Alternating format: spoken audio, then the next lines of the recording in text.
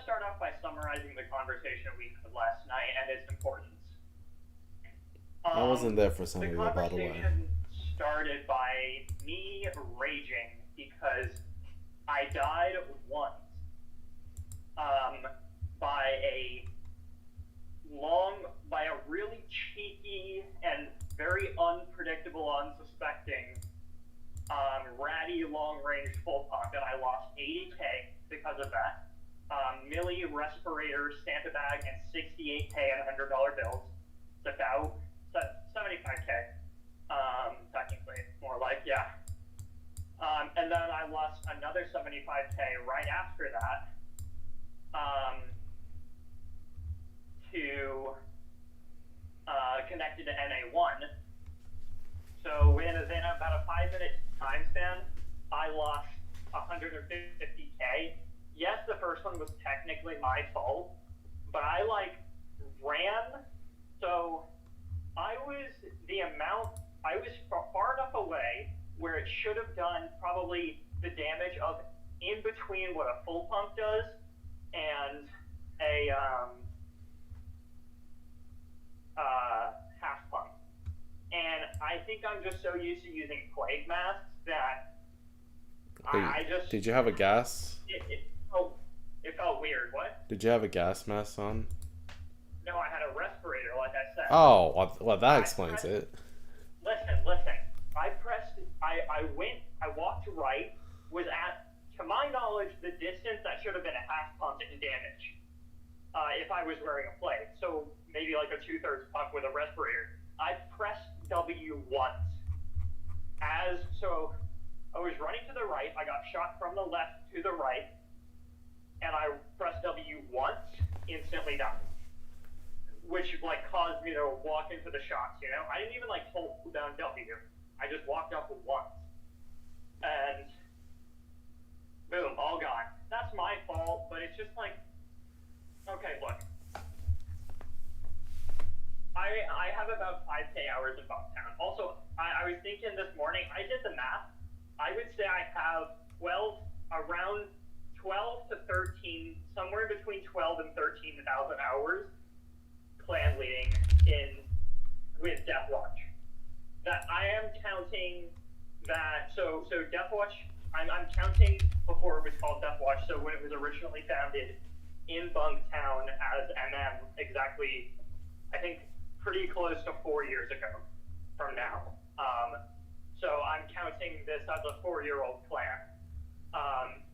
And I've done 12,000 hours over those 4 years, which is about 3,000 hours per year, which is a tiny bit less of gaming density than what was the Skullcraft era. Imagine if the Skullcraft era was stretched out one more month. That's what would be the average density. Actually, probably stretched out two more months. I would say maybe even I 3. did spend a good bit of time AFKing in Skullcraft. So yeah, imagine the Skullcraft era, instead of being 11 months, me playing the same amount of time in total, but it being stretched out 13 months. That's about how much time I would play per year. 3K hours per year. Across 4 years, so that's about 3K hours on average per year across 4 years. Yeah, 12,000 hours. Might be a little bit more, might be a little bit less, but I think it's, if anything, a little bit more, probably around 12K. And I'm really happy with that. I'm not ashamed of that. I'm actually very proud of. Holy shit. I'm sorry, Da, but hey, I'm gonna turn my camera on. Do not, here, can you just press stop? Actually, never mind. Don't press stop recording. I'm just walking right now. I can pause it. No, I'm just walking right now. I'm taking a picture. It's the street next to the street that I live on. I'll send it to you in DMs. Right. You didn't pause it or anything, did you? No, I didn't. Okay, so it's still going. Yep. Yeah. I took a picture. I'm walking in the neighborhood right now, and it's just really, really pretty what's in front of me. Yeah, I'll send the picture to you later. I just don't want it to show in the DM because that'll basically be leaking my address. Anyways, Um,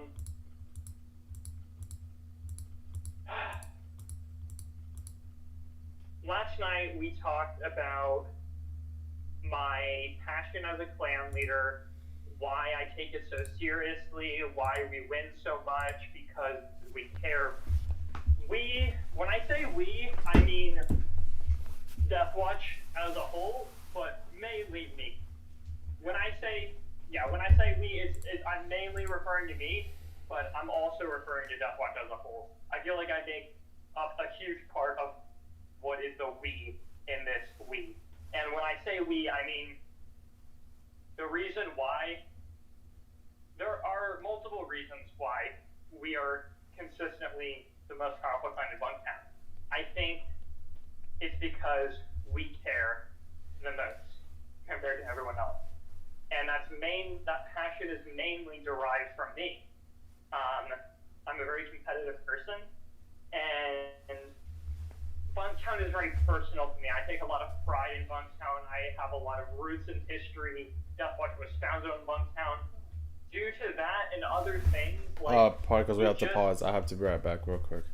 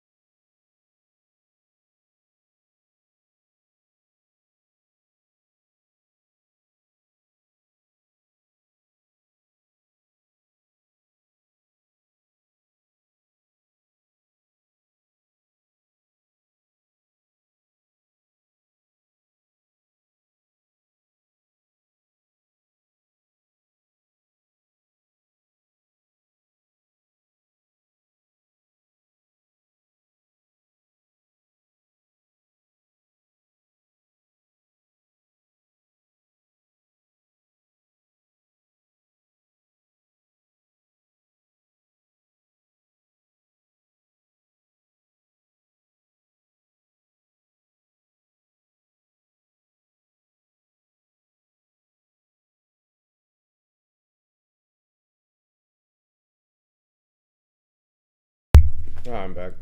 You there? I just saw a bunch of middle schooler kids walking down the street singing Christmas songs. It was so cute. They were having a goofy fun time. It brings me back.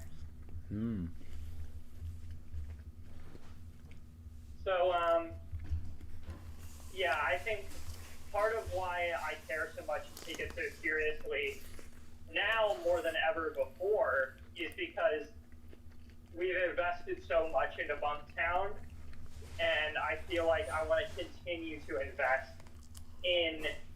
It's not just about like having fun playing the video games, having fun playing together, but I feel like the competitive side of it is like a whole nother picture in the scene. It's about winning to a point, winning to such a high level that our winning sends a message. And that message says, Hi, Bob. don't fuck with Deathwatch. Are you there? Can you hear me? Yeah, I just said hi, Bob. Bob's here? Bob. Is Bob in the call right now? Yeah. Okay. Bob, I'm recording a video, part 2 to a conversation we had last night. So yeah, that message sends to our enemies and to the people of Bunktown and to our own members, don't fuck with Deathwatch. We want to influence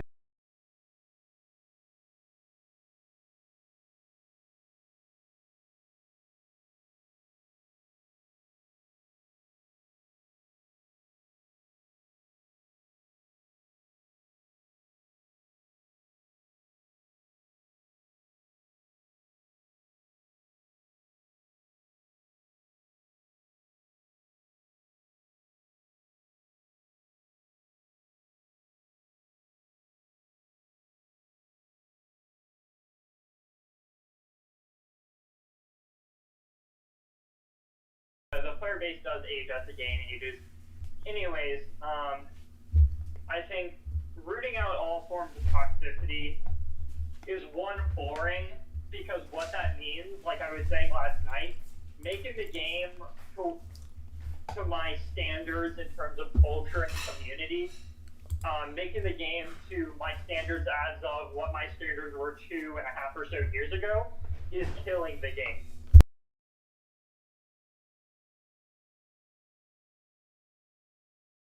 February, but the incursion before that, the incursion where we introduced Skull and Black Ops Squadron, and where we got even our worst arch of most arch enemies, XX33 and Beats Edge, and Ducky and all of them, we got them to join the clan. The amount of server control and overall game control we had was unmatched.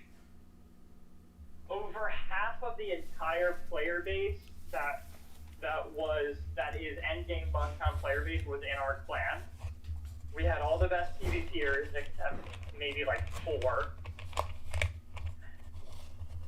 Black Ops Squadron did its job successfully. Skull MM was successful. Everything went to plan. But I think the problem is that the plan worked, but it worked too good, and that kind of behavior is not good for the game. I want to talk about another example in this that I was thinking about making a video on a while back. Back when I was doing some research into the origins of Nisa, I came across a game called Throne and Liberty. And I researched that game knowing it was a MMORPG, knowing that from Shroud's few videos that I watched already, that Deathwatch or force Deathwatch to not play it, I would just discourage them from playing it because I want what's best for Deathwatch, and what that often means is the best gaming experience and gaming with other Deathwatch members experience possible. And I do not believe that that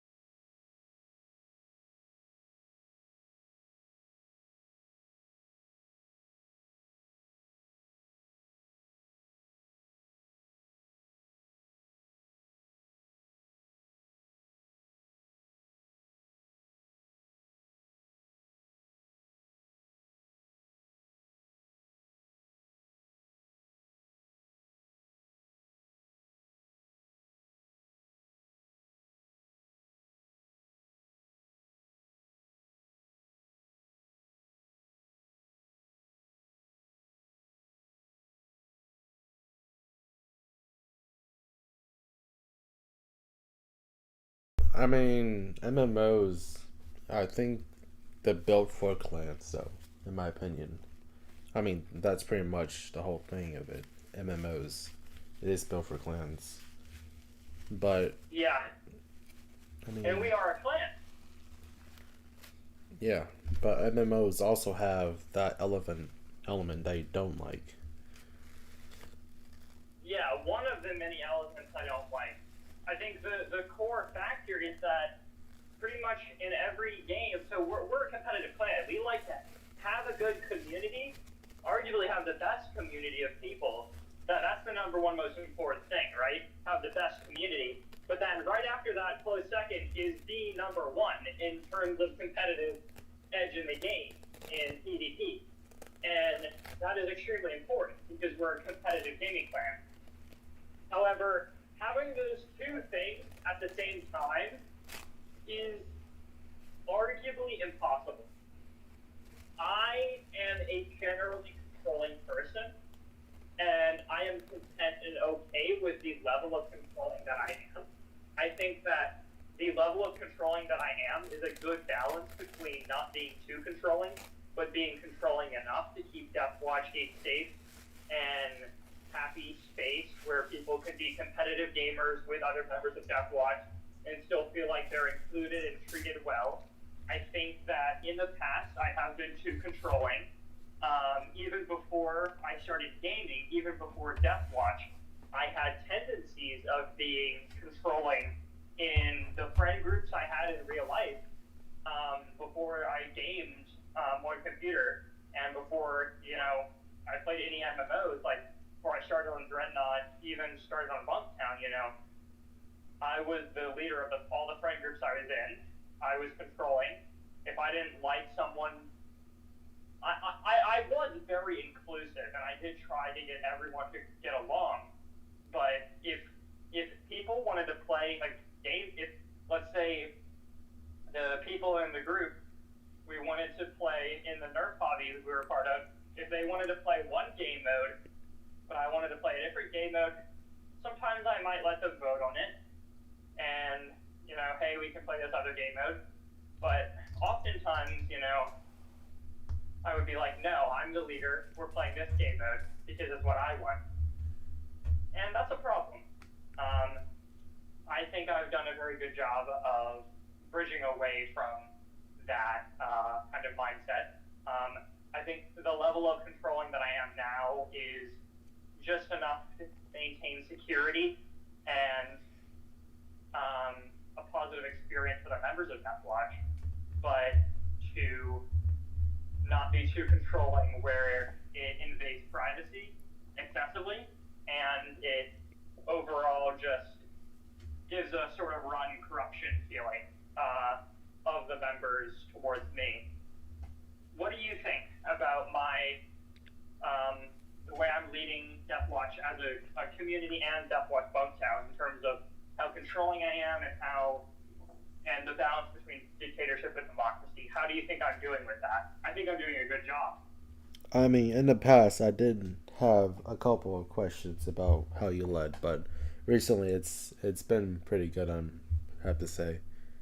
And like basically how you lead is getting way better than before. Thank you. That means a lot. I think that at the end of the day, it is all about whoever has the most fun, and that does not always mean winning. I think having a clean,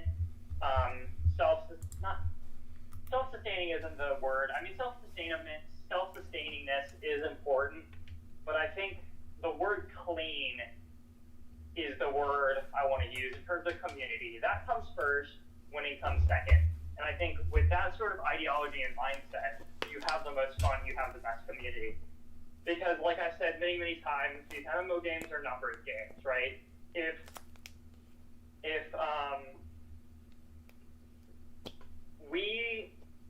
we have to sacrifice how good our community is to let in some really good PvPers that are not very good people so we win, I feel like that's like, that's like saying you won, but you were playing, Witch, Wizard, Mega Knight, Balloon, Lumberloon, Freeze, Cycle, bullshit, Like, yeah, you won, but I feel like you get to a point, Dog, are you still there? Yeah. I feel like you get to a point where if you have to sacrifice your community in order to win, it's not worth it anymore.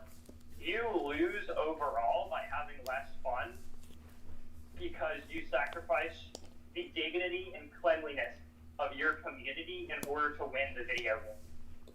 At the end of the day, the video games is only something you do. I don't want Death Watch to be a gaming clan that people are a part of because they want to have more fun in the video game that brought them to Death Watch. I want Death Watch to be a community where people play video games in order to spend time and build more meaningful relationships with other people in Death Watch. And I think that ideology of extreme community value is very counterintuitive to what are the traditional desires of the clan members of the clans that make up what is the Death Watch gaming community. Would you agree? Yeah, I think most clans just go after the most amount of like effectiveness in a person and disregard, well, to a certain degree, disregard the qualities in a person, let's say. I would agree.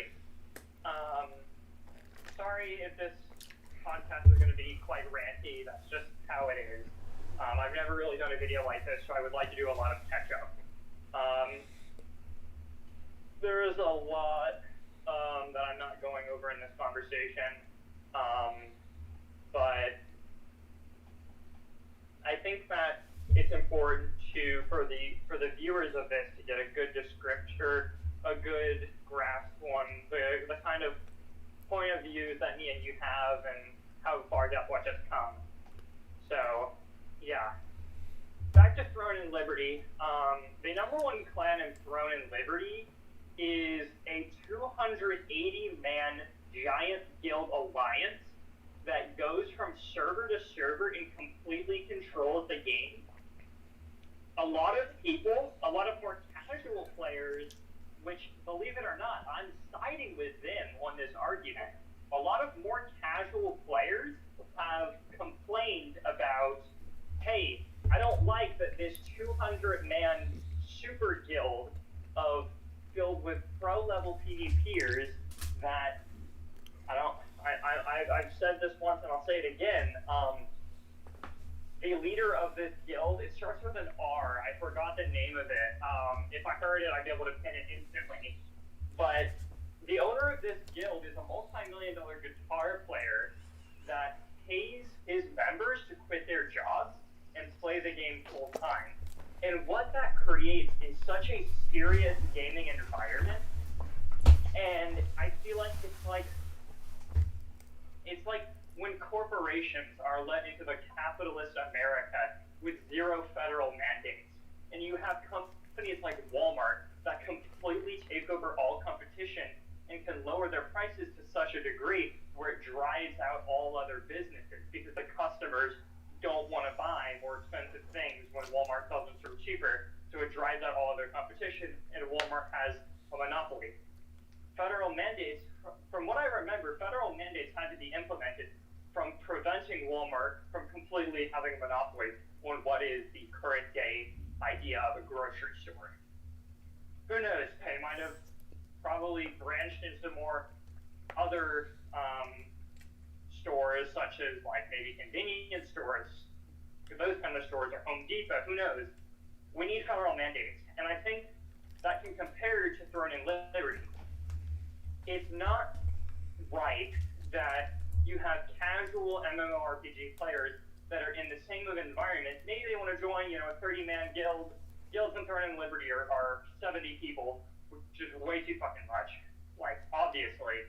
Like, who thinks that's a good idea? Like I said, I have 12 hours in gaming clan leading. I think guilds should be 20 to 30 people max. Arguably closer to 20 is better. But it's a huge thing to be debated on. I think 20 would be better than 30, personally. And you agree on that, Doug. You've already told me. Yeah. Right? I agree on that. Yeah, so the reason on that is it's like, the more people you have, the more you have a set amount of time to play the game. And like with the war effort, with the stress of clan leading, especially for the clan leader with the stress of clan leading, and making sure we win, having meetings with the high ranks, planning on new strategies, all this, it's like your time is split between so many things, and you lose out on the time that could be spent building, more close experiences and memories and building those friendships with each individual member. The more people you have, the less valuable each friendship is, because it's like you're splitting up, each friendship.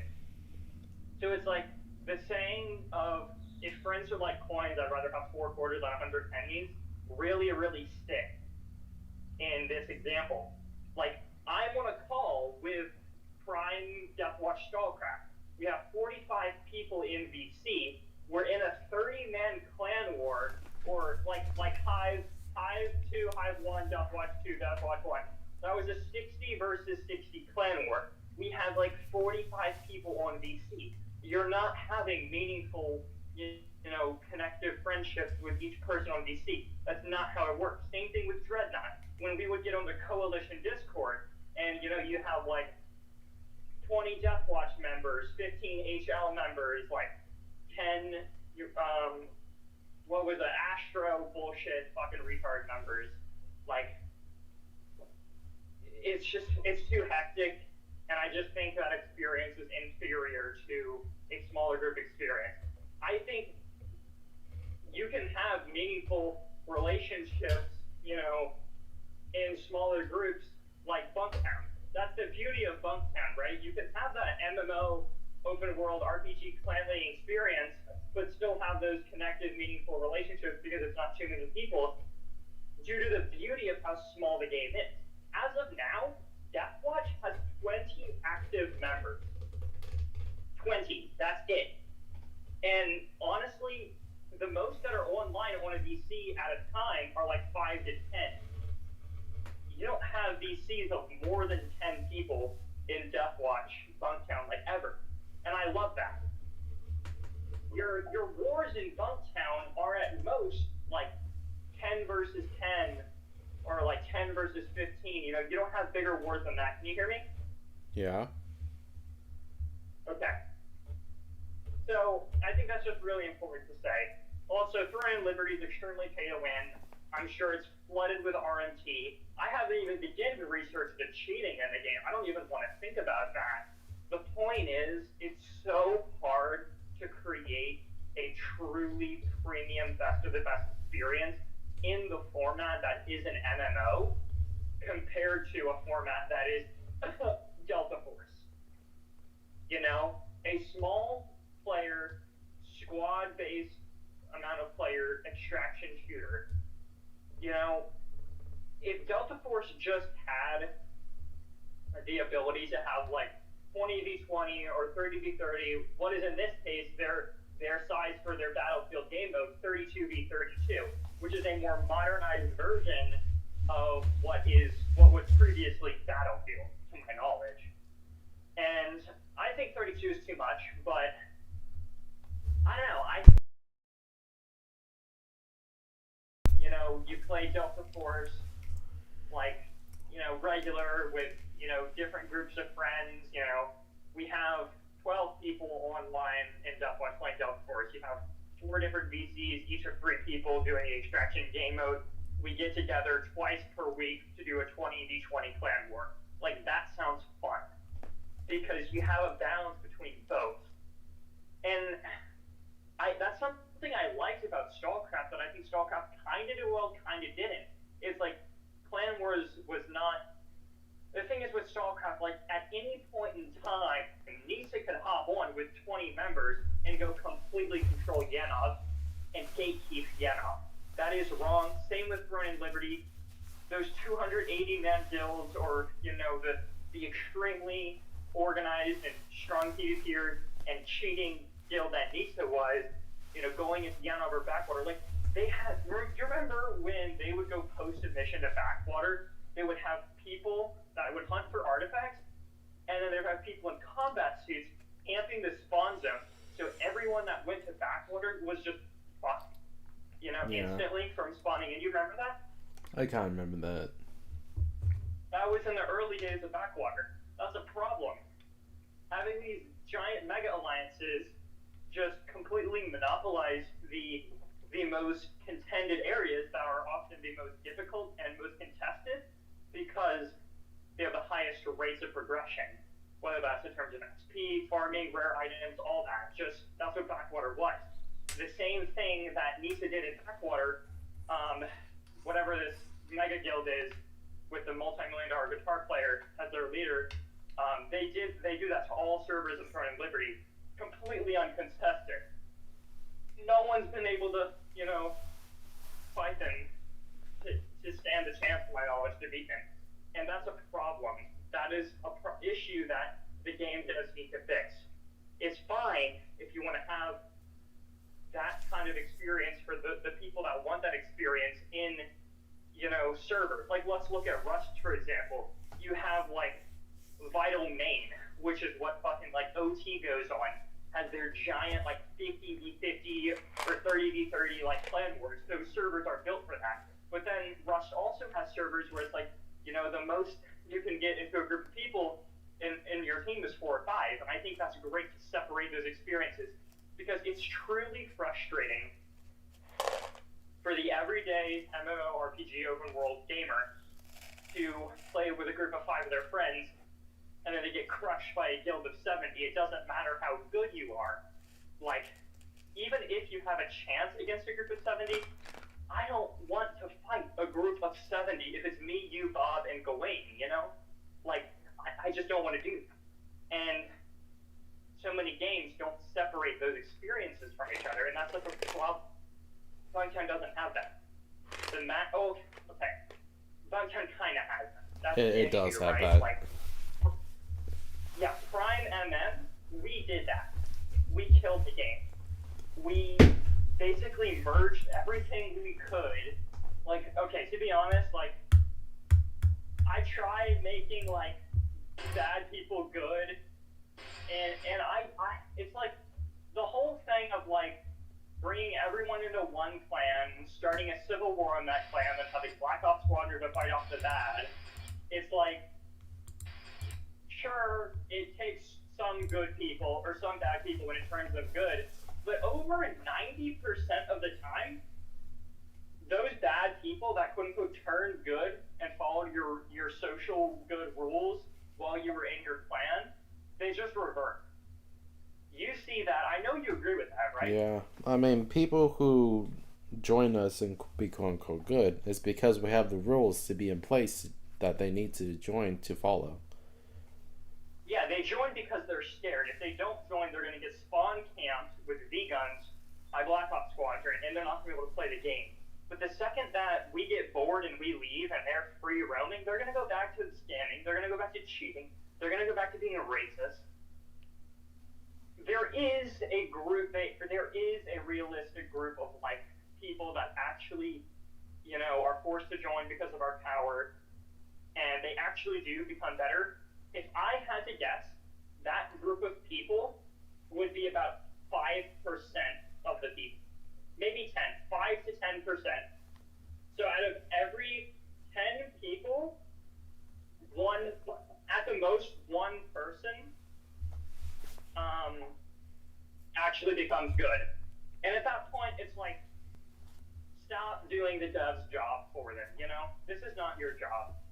If you're playing the game to the point where you think this is your job, you need to go get some other hobbies, get a fucking job. Like, I'm getting a job, I'm just talking to girls again. I'm catching up with old friends, rebuilding my relationship with some of my family. Like, I'm not doing Tira's job for him. I did it before, it worked, but it's like, it's more realistic for me to do that if I could, one click of a button, ban players like Vibes and Narco without having to fucking drain 10 hours a day in hardcore, extremely controlling PvP styles and metas with Deathwatch in order to, essentially, we can type in a code to ban people from the game, or we can press the admin panel that we have because we have theoretically that thing. That's a more realistic way of managing the game. But instead of, spending a minute banning someone from the game by typing in their name to an admin panel, we spend 10 hours a day of hardcore PvP, expensive PvP, given all the miles we go through and all that. Like,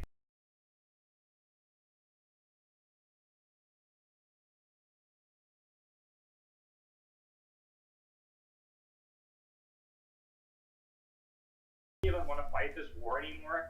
We've been destroying crab for a month now. It's like,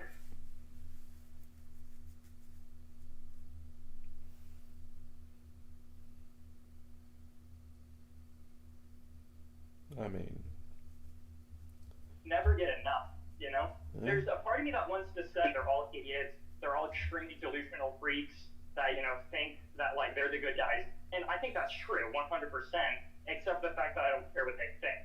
I want them to not enjoy playing the game anymore. I want to ruin the experience for them, like they've ruined the experience for so many other people in this game. Sure, you may say, sitting there, giving loot to Narco. Loot is power, power is influence. He is positively influencing Narco's behavior in the game. So sure, Ducky may not do bad stuff himself, but he's empowering Narco and his bad behavior on other people. Narco scams a shit ton, one of the biggest scammers in the game. He fought side by side with Hippie when Hippie came to Bunktown. Hippie's the worst person in Dreadnought Bunktown history, leaks people's addresses, pays for people to, betray their best friends with real life money bribery, the Crown 4, which we won, of course, despite that with Billy Boy. And yeah, it's not our job. So this is what I'm gonna do.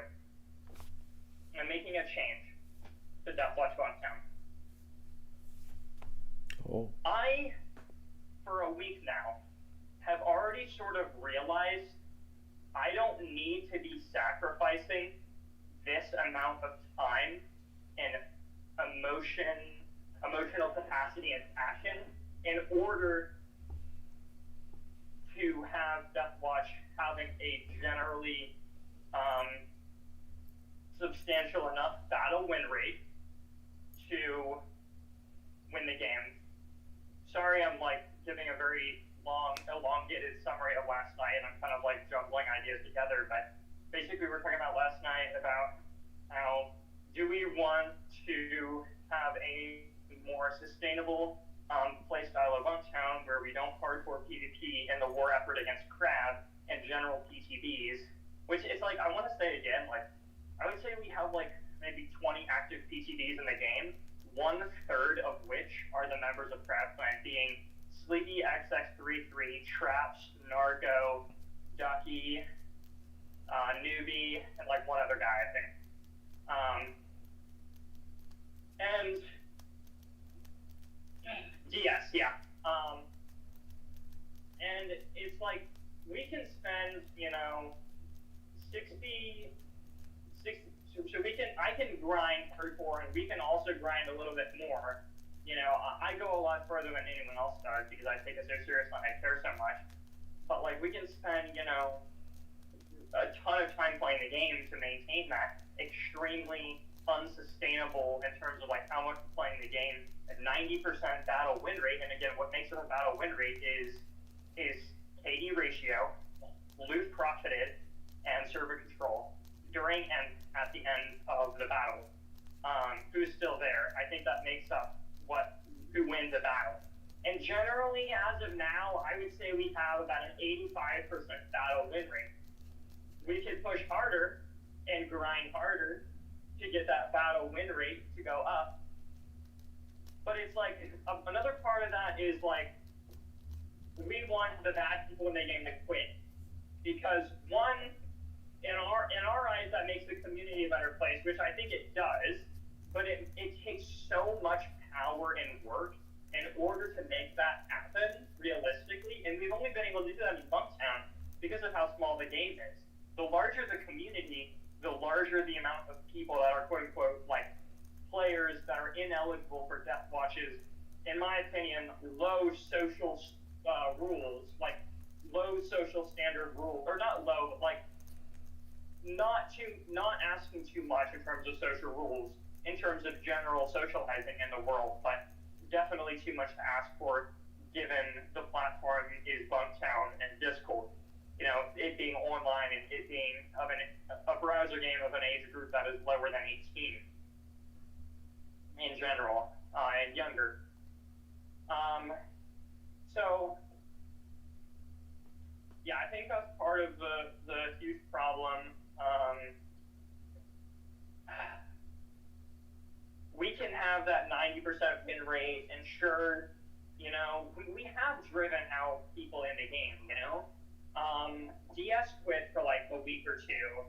XX33 barely plays. And everything we've done in this recent incursion, we've done to an extreme higher level, in the previous incursions, other than like February. That was pretty much just a splat in the water. Only played for like 2 weeks and then I quit. That doesn't really count though. I feel. I don't even think we started a war during that. Anyways, so short. We've already made a name for ourselves. I think that I have this sort of fixation that is like a muscle memory of like, we have to have the highest battle win rate possible. You know, we have to win as many battles. We have to drive out all the enemies of the game. Like last night, I was getting so angry. I was just like, I'm sick of vibes being toxic after he kills me. I'm sick of them saying racial slurs. I'm sick of playing against people in the game. Even though we're fighting them, I'm sick of the fact that I'm playing a game with someone like Narco, who is openly trying to reach out to hackers in the game's history, like Billy Boy, to try to pay them real money to make bunk.town fucking hacks. I don't want to be playing in a game with people of that low social value in the world and just social class. Like, they're truly just disgraces of human beings. I don't give a shit if they're good people in real life.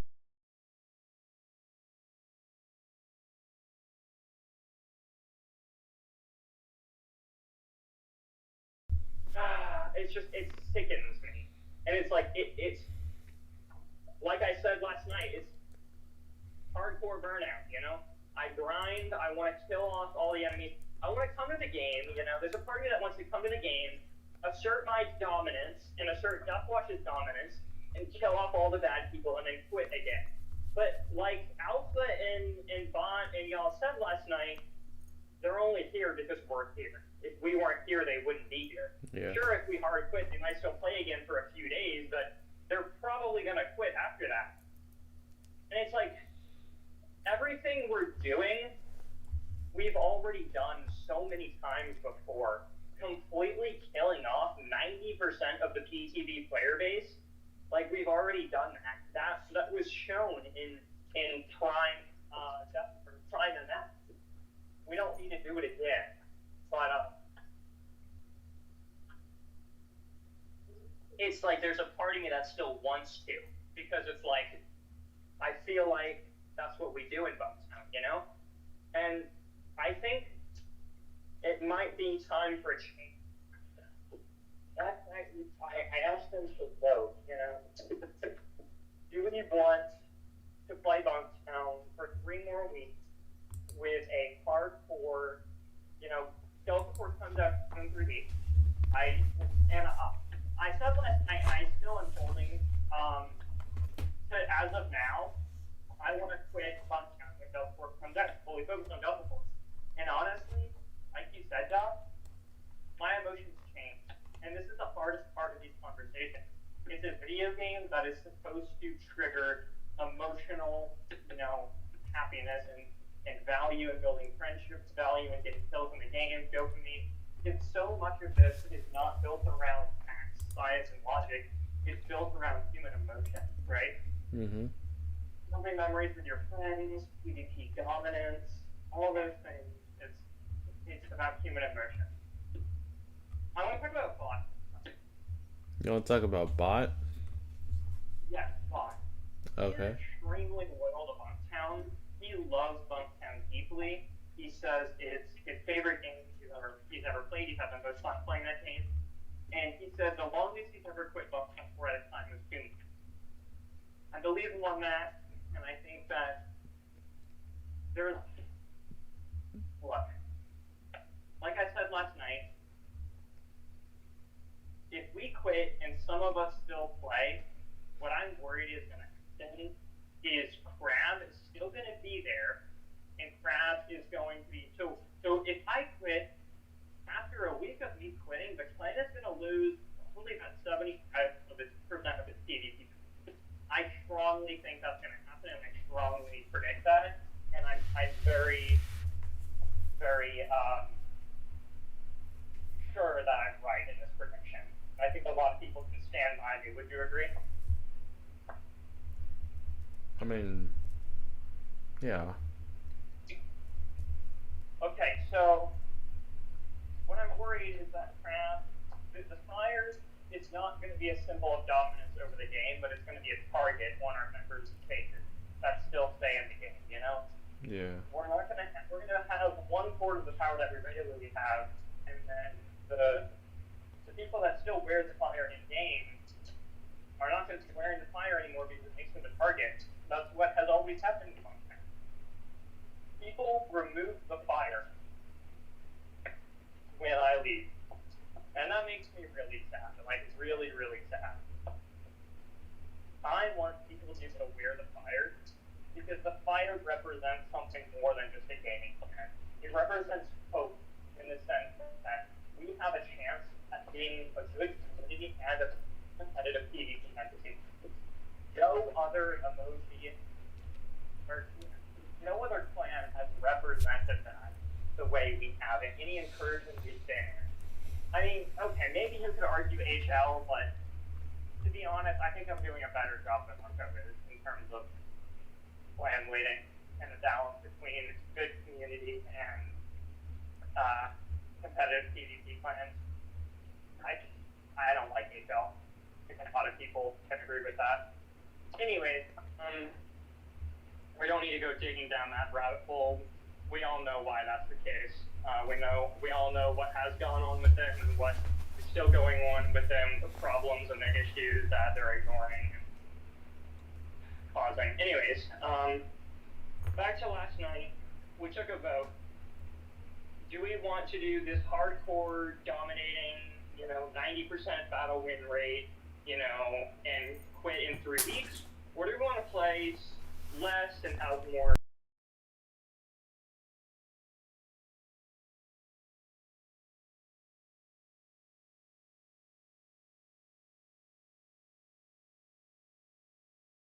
we have due to the less care, passion, and time we put in and sacrifice we make for that time to put into the game? And I think Bot is someone that is extremely on the opposite side of me. He has a lot of loyalty to the game, and he doesn't mind getting outnumbered by the enemies and losing occasionally. He's so much more focused on the game, and I'm so much more focused on the social side of it. The politics, the demographic, the war. And the whole point of the whole main ending to this conversation, which we're approaching the end, but we're not quite there yet, is I'm not sick of Bunktown. I mean, I'm getting sick of Bunktown, but I'm not fully sick of Bunktown. What I'm sick of is the war with the PTBs. We've done it for thousands of hours. Here's my plans for the end of Deathwatch in Bunktown during this incursion. I want to host a giant PvP tournament that includes every single player in the game, from Narco to me, and everyone in between. And I want to start a competitive boss speedrunning culture where everyone tries to speedrun bosses and see who can get the fastest time. I have multiple sport inspired and derived PvP team-based events that I would like to do and maybe build tournaments around. I would like to also do a solo, duos, and trios PvP tournaments. I would like to do the interviews where I interview, at least probably like 100 people in the Bunktown community to hear their story. I don't think I'm gonna get to 100 people. I'll probably get to like 50. But I want to interview a bunch of people in Bunktown, hear their story, ask them a bunch of questions. I want to come together with the Bunktown community and everyone pitch in ideas on what updates we would like to see to the game. And I would like to share what I believe are really, really good and possibly the best ideas on what the next update should be, if there was one. And yeah, it's like I want to play Bunktown and experience other sides. And another thing, I really want to start grinding miles for Operation Duck. All I need for Operation Duck is a little coffee and 45 saves of goddamn vials. That's just for Operation Duck. I still need like another 10 safes, or like, not 10, like 5 safes to fill up all the 50 fucking V-Gun PvP accounts that I haven't even fully filled up just for regular use.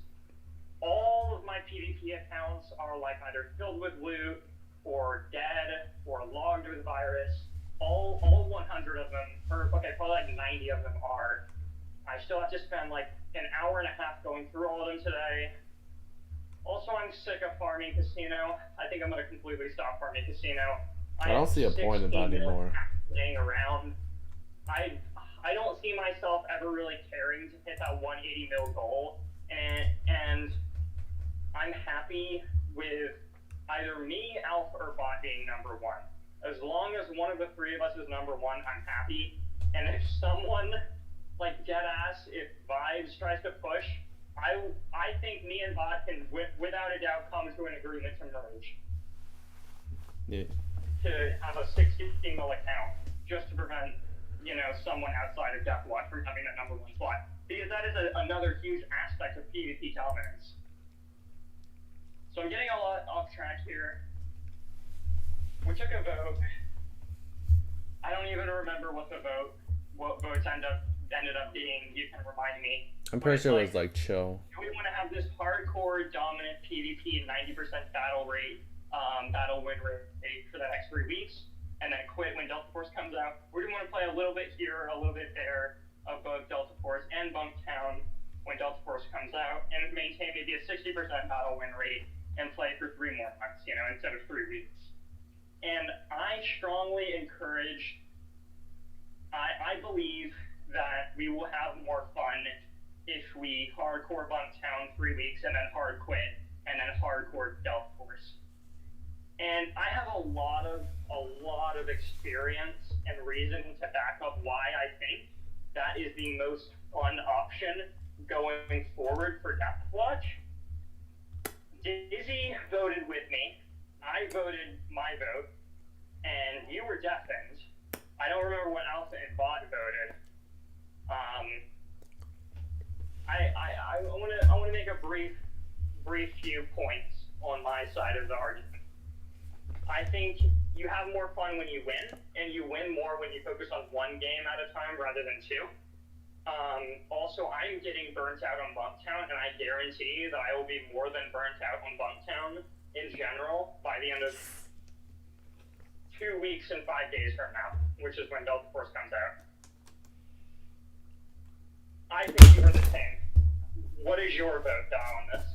I mean, on one hand, I like to have a chill PvP because I just don't want to like PvP all day. But on the other hand, I really like the hardcore PvP, but maybe like some sort of like middle ground, not too much, not too little. I strongly disagree. I don't think there is a good middle ground. I think that, look, just depends on how much you play. As we increase PvP pressure on the PTBs in the game, some PTBs quit that cannot withstand the pressure. For example, DS did come back. G8 obviously cannot withstand the pressure. He's shit at the game. And a few other PTBs are less active because they don't like being camped, logged, coffee stands with V-Guns.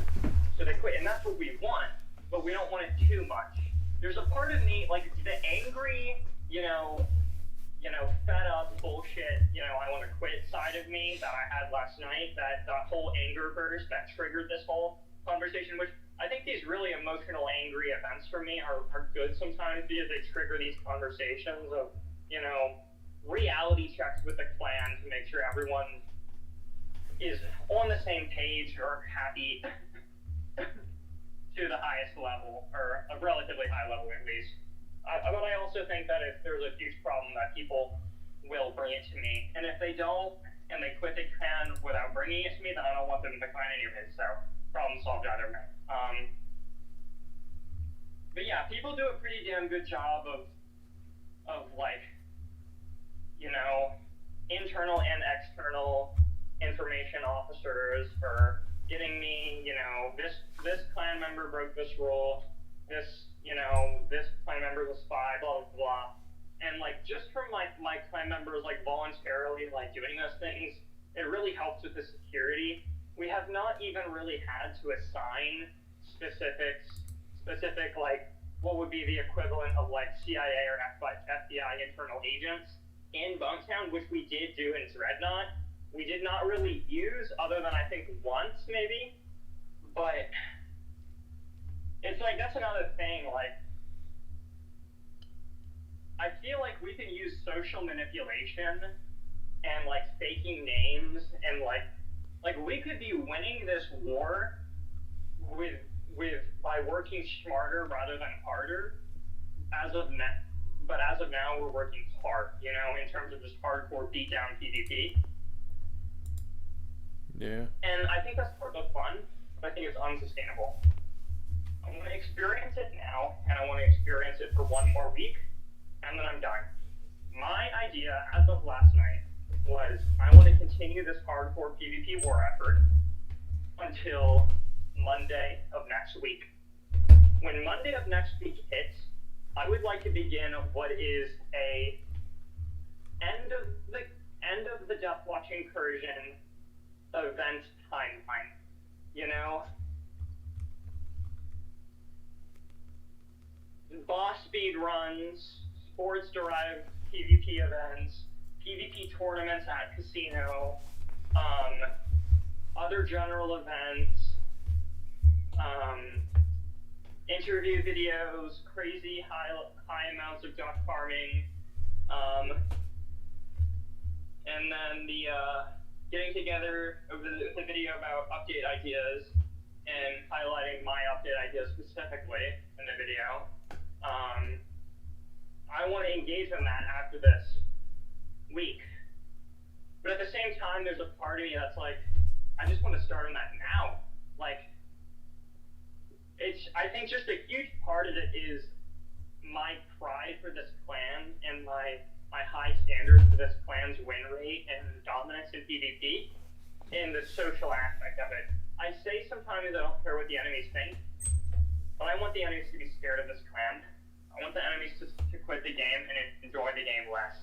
But if like I fully release that like beast inside me, that devil-like beast, I'm not going to be grinding the game 12 hours a day. Or 10 hours a day in like hardcore PvP like I am now. I'm going to be sacrificing every second of my day, grinding 15 hours a day, and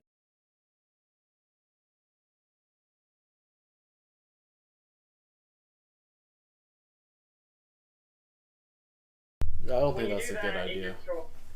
it gets to a point where you sacrifice too much and the win isn't worth it anymore. You lose in life overall, but you win in the video game. That's what I feel like Dreadnought was coming to. Also, again, Deathwatch was a way better, just like Starcraft, Deathwatch was a way better community than had, you know, they sacrificed morals and having a good community to win that war. At the end of that war, they mass griefed like 6 Deathwatch warships. So it's like, you can say they won the war, but like, let's be honest. I mean, it wasn't really Fed who For the griefed them. people that, no, it was. It was. There was Fed members that griefed and helped. No, so the people, listen. Well, yeah, the grief is grief, but the Fed killed the ships that were being griefed. I'm pretty sure there was communication between ex-Deathwatch that got banned and Fed. And I remember specifically talking with Arco about it, and he confirmed that with me. That Fed aided in the griefs. That's what I remember, and I usually have a pretty damn good memory when it comes to these things. Maybe I'm wrong, but I believe in it. Either way, I mean, Sam also scammed a ton of people at post-Deathwatch Fed War, and everyone knows that, and he RMT'd, what, $400 worth of rares? Like, and then he's still playing the game. Like, tell me COG's not fucking corrupt. Tell me HL's not fucking corrupt. When HL is now like buddy, just like Deathwatch and HL used to be with Eden. Like, it's fucking bullshit. I hate that game, I hate COG, I hate HL, I hate that entire fucking community, and I never want to go back. Sam sold his rares too for Skyblock coins, not real life money, by the way. I don't care. The Wow. decisions were still made, the actions were still done. Doesn't change anything. Yeah, I'm But thanks just for letting me saying know, I guess. it Doesn't wasn't change anything. it wasn't real life money, just game trading. What'd you say? It wasn't real life money. I'm just saying. Bullshit. I don't believe you for 1 second. I Well, I 100% was there believe to you with witness life it. money. I was there to Igor witness told it. me himself that he sold like $60 worth of burgers to Sam. I don't think Igor would lie about that. Oh, I don't want to debate this. that must be I'm just another gonna say time I then. think I'm right. But What'd you say? the time I saw him was selling them for Skyblock coins to Ent. Ent was buying rares for Skyblock coins. Ent was buying the rares? Yeah. Bro, he still cares about that stupid game? Yeah? That's crazy. He gave it for Skyblock coins.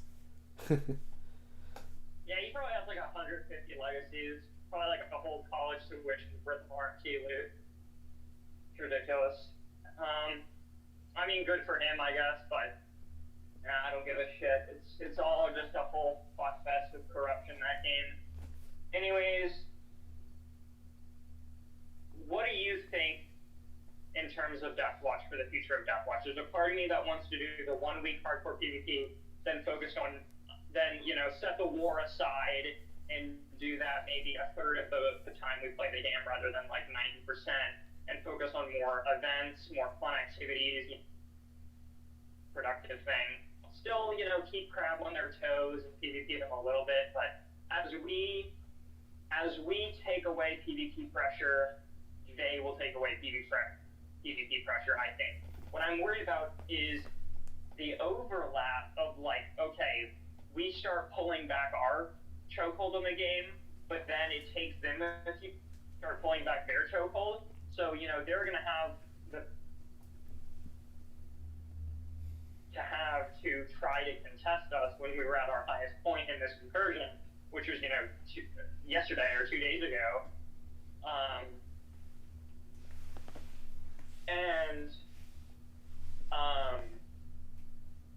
It might take them a few days to adjust to lower that, given our power, but I don't think they're necessarily going to do that. I think they're going to have whatever power they have, and they're going to use that in whatever way they're going to use that. It's like, it's hard to predict this, you know? If half of so we have 20 active members right now. If we lose half that power, you know, it's not just in numbers, it's also how active each member is and how good each active member is and how good that most active members are, all of them, you know? We lose our power, but then they don't, like, you know, they don't, take a step back with their power. We may be in a losing situation where we are forced to go back to that hardcore war playstyle in order to have a chance against them. What if they interfere during the PvP tournament at Casino? What if they, you know, try to loot steal or, you know, interfere when we're doing boss speed runs? Like, it's just like, I love security, and I love being in control, because when I'm in control, I know I can do the best job possible. I'm sure positive experience possible for Deathwatch. The more power and control I have, the better I can. And at the end of the day, I care about. I don't just. You're cutting out. Deathwatch is having fun in the game. Okay. Can you hear me better now? Yep. Okay. I don't just care about how Deathwatch is having fun in the game. I also care about I want Deathwatch's reputation among people outside of Deathwatch. I want people to fear Deathwatch, and I want people to be scared to fight Deathwatch. I want people in the clan to be scared to betray.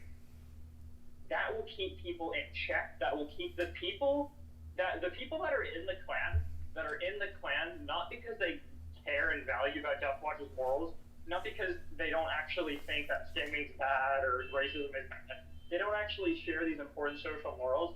They're either just here because they're scared of what the experience of being not in Deathwatch is like and being a PTB, or or they're here because they like the community or like hanging out with me or like just playing in the game, but they don't actually share the Death Watcher values. So keeping those people scared of leaving the clan is how we maintain power and control. And I know that sounds bad and dark, but hey, that's how Dad did it, how America did it, and it's worked out pretty well so far. So, yeah, I mean, that's what has to be done. And again, it's a PvP game. I do think that Prime MM went too far, and I do think that to a degree we killed the game.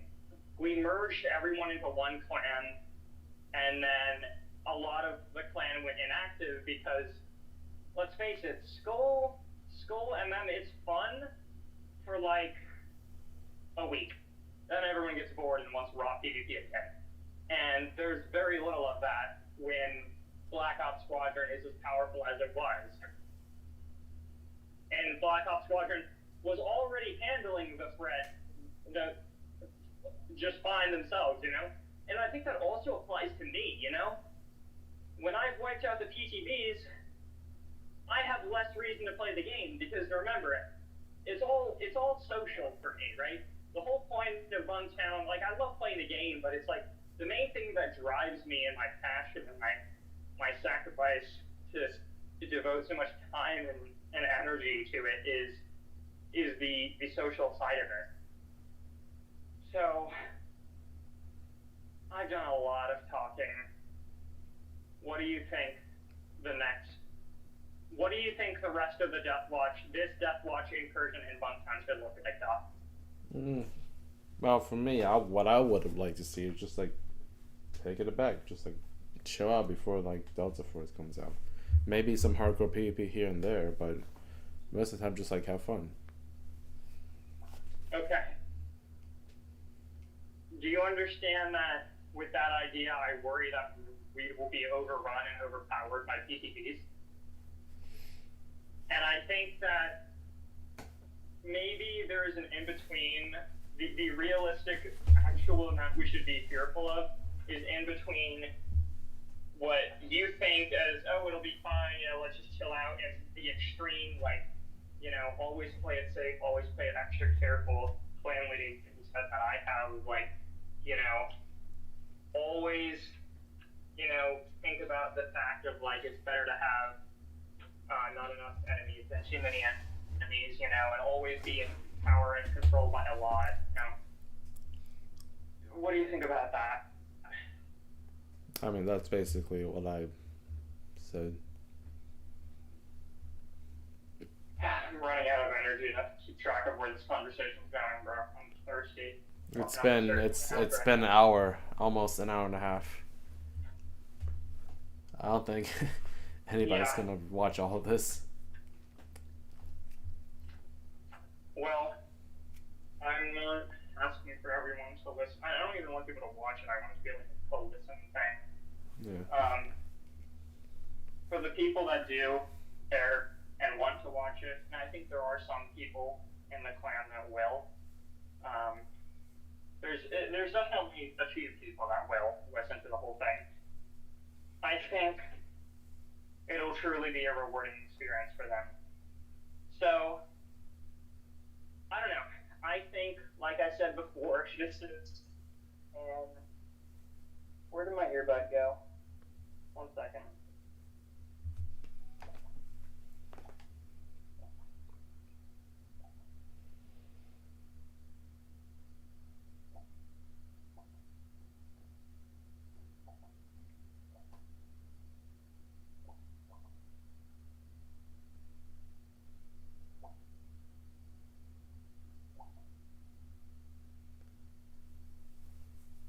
Sorry. I just chugged a bunch of water. I heard that. Okay.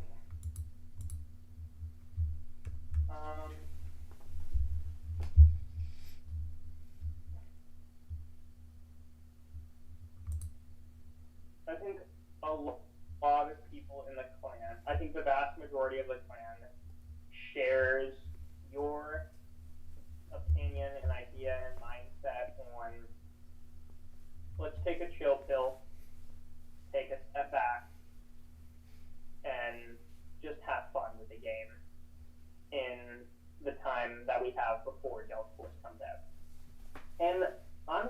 right now, I'm not opposed to doing a little bit of bunks while we play Elf Force.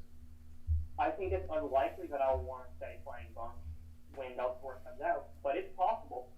I might still want to play a little bit. There's always going to be that, 20, 10, 20, maybe even 30% of the community. There's probably like about 20% of the community in the clans we have that, like, when we leave the game, that 20% stays.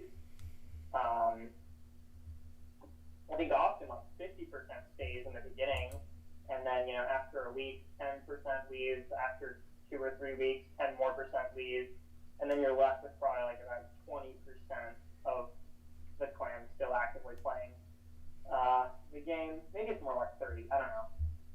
I think Bot is definitely a part of that 20% because Bot's loyalty to the game is just he loves Bunktown so much, and I feel like I share that as well. I feel like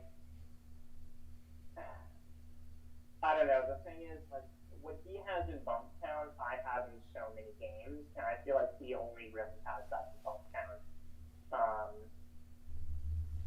So we're different in that time. I'm also 3 years older than him, and I've been doing this a lot longer than him, so I've had a lot more time to experience what I have experienced compared to him. Not that I'm trying to flex on him at all. I'm just trying to highlight the differences in like our experiences and what Bunktown means in terms of how we value it and compared to how we value other games and all that.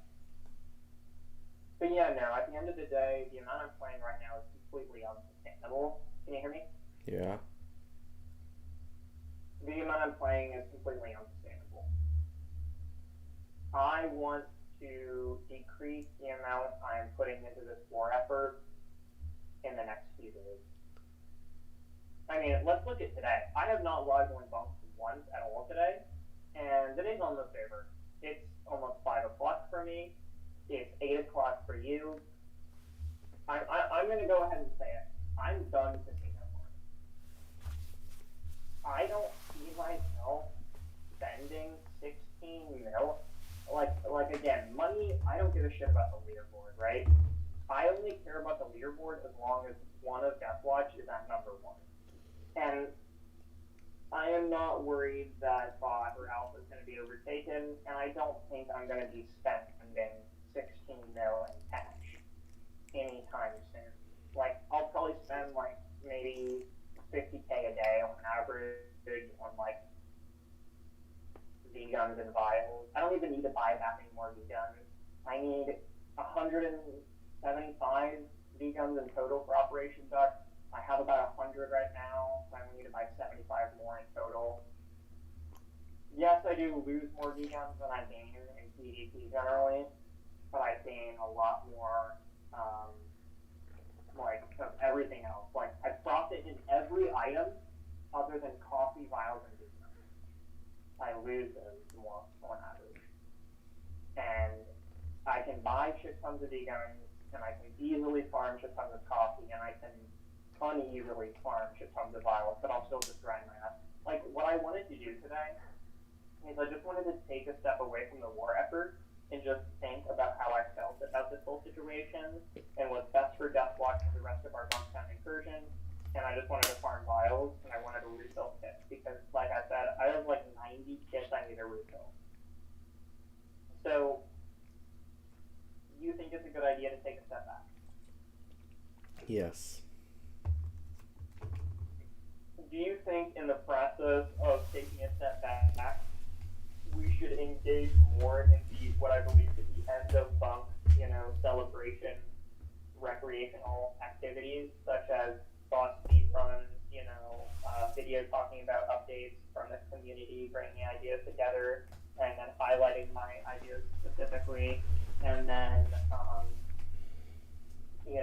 the PvP tournaments, the sports derived event tournaments, do you think that's a good idea, or should we just play with that phone? I mean, all those events, man, all those events and stuff, I think they're great ideas, but, I mean, I don't know.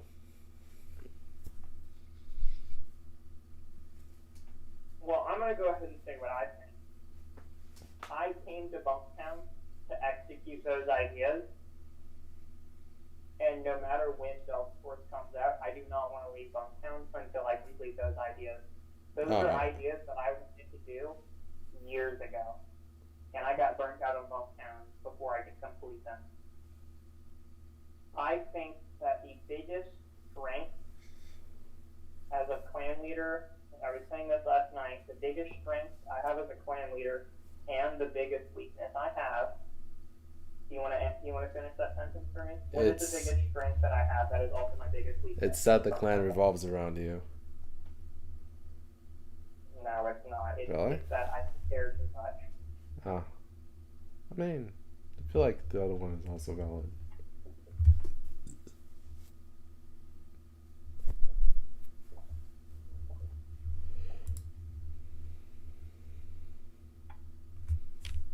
I think the clan revolving around me is a weakness more than it is a strength.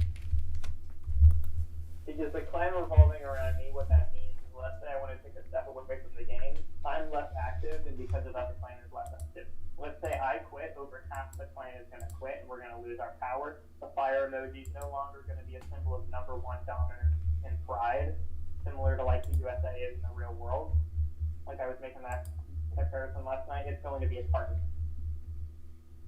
People take off the fire because instead of wearing the fire making you have more fun, wearing the fire makes you a target, and you get excessively targeted when you are not trying to PvP. Maybe you're trying to farm, you're wearing the fire, you get targeted.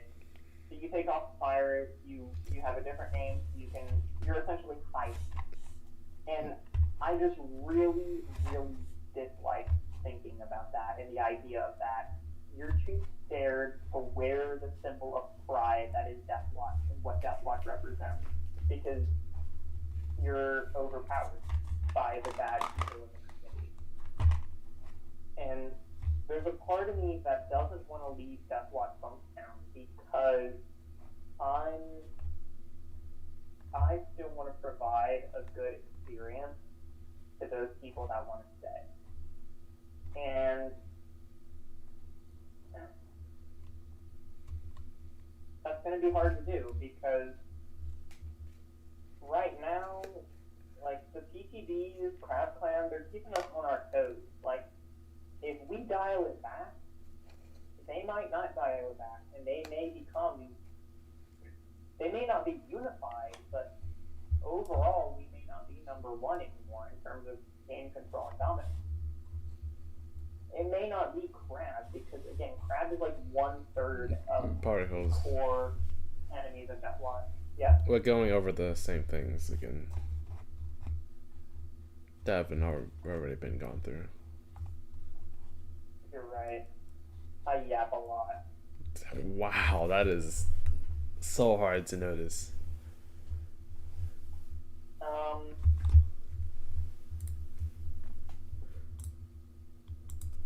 I want to say a few final things. Alright. I do want to dial it back a lot. Not a lot. Just a bit. I want to, again, this is still in a mode.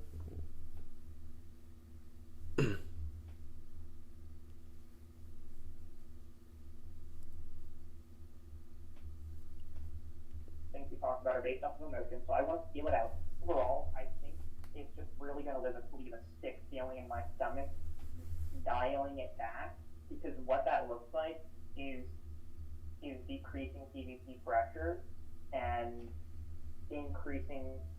unintentionally increasing the amount of action-based mercy we give the PvP. And no mercy is one of my favorite things. No mercy to the bad. And I don't know if I can see myself playing Bunktown if, like I was saying with Alpha last night, when it comes to Bunktown, I think I either want to be #1 or I don't want to play at all.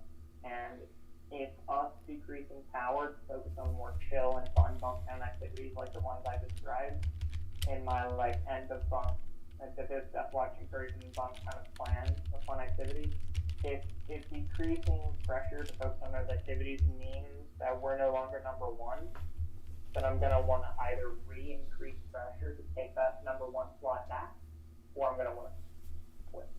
And I'll tell you what, if I decrease pressure, given the point I'm at right now, like, I'm annoyed with it connected to NA1. I've lost so much shit to that. I'm annoyed to the kind of people we're fighting.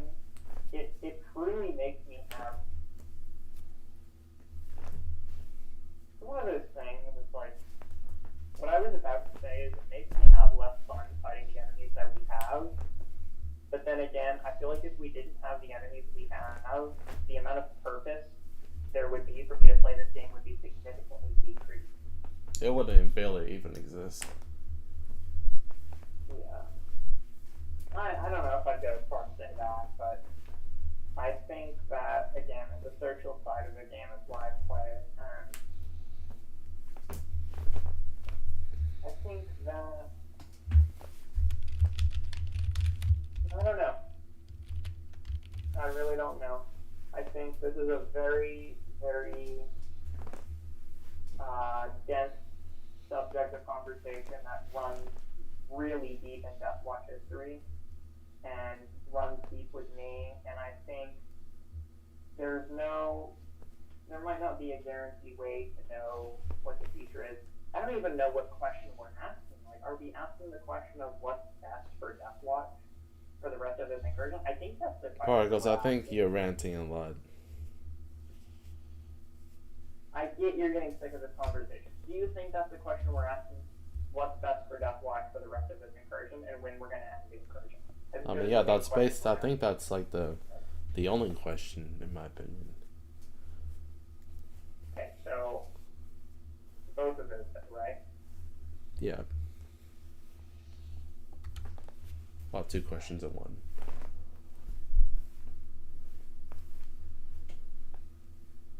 How long, and do we want to dial back pressure? Yeah. There's a part of me that's scared to do that because I'm scared on what the outcome will be. And I've already explained what I think the outcome might be earlier in this conversation, so I won't waste time explaining that. But then there's also a part of me that thinks that maybe we should try it and see what happens. We have already made the name as the most powerful force this game has ever seen. Probably because you already said that. Yeah, can you just let me talk, please? Alright. We've already made the name for ourselves. If we want to try something different and new, that's okay. I think I need to be less sensitive to the idea of us losing battle win rate percentage. My hatred towards the enemies is just so strong that makes me sad to even think of that. But then again, like, I'm the one sitting here and giving them PvP and entertaining them to play the game more. So it's like, there's just so many levels to this. It's like, it's so debatable, you know? Yeah. So debatable. I think what we need to focus on most in this complex conversation is what is best for Deathwatch. At the end of the day, that is what we can agree on that, right? Yeah. I can agree on that.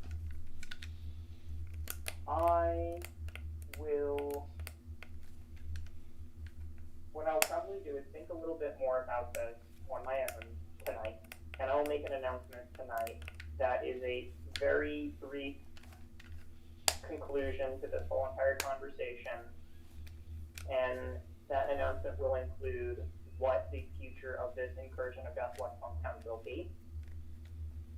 I will be making that decision based off of what I've heard from you, Alpha, Izzy, and Bot, and y'all's opinions on the matter, and what I personally believe is best for the rest of the incursion of Deathwatch Hometown. I will be making that decision in an announcement later tonight. Alright. What do you think about that? Yeah, I think that's good. Are there any final thoughts you would like to say on the subject? Not really.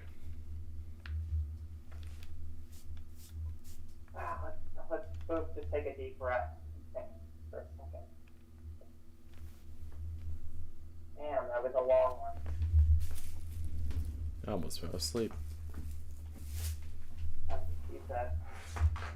Not to the What? first part, but damn, that was a long one. Oh my gosh. Okay. You ready to stop recording? Yep. Alright, go ahead